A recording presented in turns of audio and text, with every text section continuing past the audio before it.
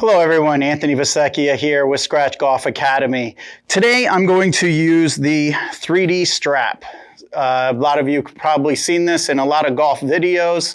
It is a great strap just to help you with some rotational things in golf, also some weight shift.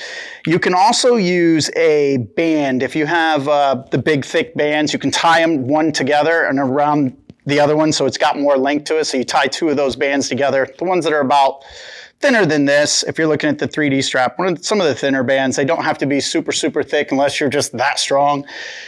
But for today, we're going to use this 3D strap. The first one that I'm going to do, the first exercise, is going to be a torso rotation. So we're going to try as much as possible. Some of you may not have proper disassociation, where you can dissociate between the upper and lower body. But as much as possible in this first one, we're going to try not to move our hips at all. So this is going to be a torso rotation using the 3D strap. Right now I have it set up right at about waist level. I'm going to try, you're going to do both sides. I'm going to put my right arm in first, just like this. I'm going to let the strap wrap around my back.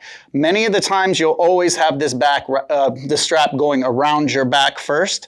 And then I'm going to twist back towards the anchor point or the pulleys.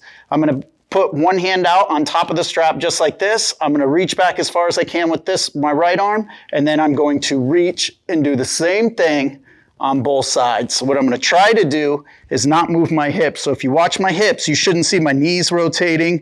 I'm going to try to dissociate between upper and lower body while I do this and try to get as big of a stretch as possible. I'm going to squeeze my shoulder blade on the one on my trail arm, and then I'm going to squeeze the shoulder blade and reach with the other. So I'm going to do about 10 of these on one side, and then I'm going to switch arms. Just by rotating like this, keeping it out here, put the other one in, go around my back first, and rotate to the other side, and do the same thing. And you're not grabbing and pulling this, because then you're doing a row. You're just trying to rotate with your whole body. And if you feel that it's getting too much in your arm, you can drop it down just a touch. And continue the same motion, and you'll feel it not hitting so much on the armpit here. I had it a little high. And complete that. So that is a torso rotation using the 3D strap. Now the next exercise that we're going to do is going to be a hip rotation using this strap, and we're going to try not to move the upper body. We're just going to rotate the hips. So for this, I'm going to lower it down to about knee level.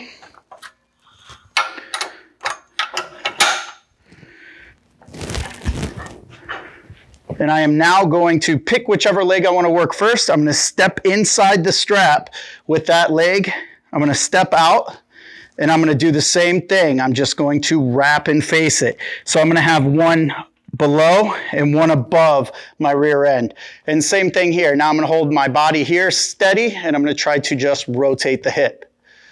So again, we're just trying to strengthen and get dissociation at the same time. So we're separating our upper and lower body.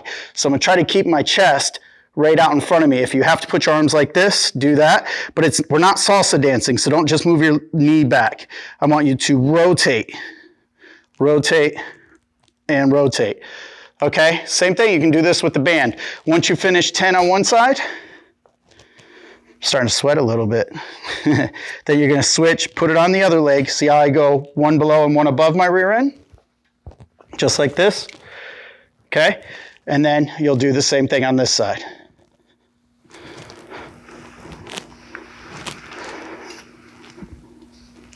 So you'll get 10 on the other side as well. So that is going to be a hip rotation. So what these two are just a warm-up for what we're going to do next.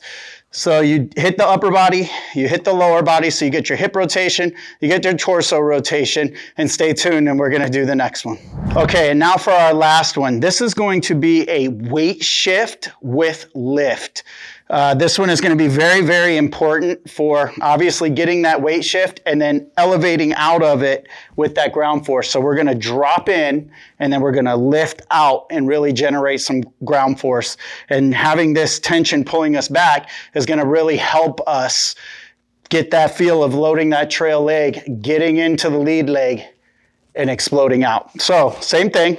We're going to start, if you're a right-handed golfer, we'll put our right arm in. Always want to do both sides on these just so you stay coordinated, and you're going to wrap yourself up again just like this. So obviously, because the weight's already dragging me, I'm pretty loaded on my trail leg to begin with in this position.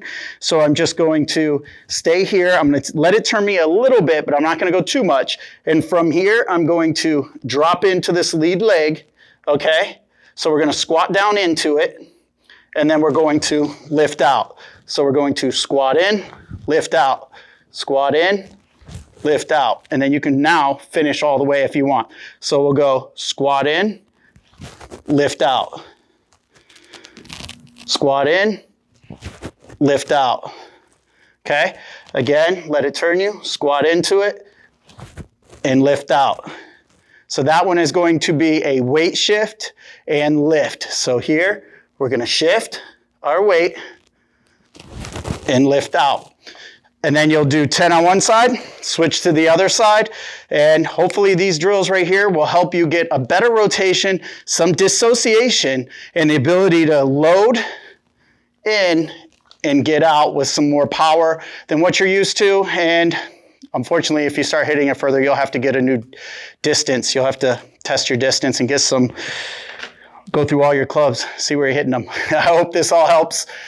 Please subscribe, comment, like, hit that notification so we can bring you more content. But please, in the comments, tell me anything that you may want to see or anything that I could record for you or any tips that you want. If you have any pain, injuries, whatever it may be. A lot of times those injuries can happen because of something isn't mobile above or below where that injury happens. If you have lower back pain, you might need more mobile hips. And I have videos for hip mobility. I have hips videos like even the stuff today when you're doing that, that's going to help mobilize your hips. And if you have neck pain, it could be because you're not mobile in your thoracic spine. Same thing with that lower back pain as well. If that area between here and here isn't mobile, then this has to overwork and this has to overwork. So please comment. Let's get some more things going for you.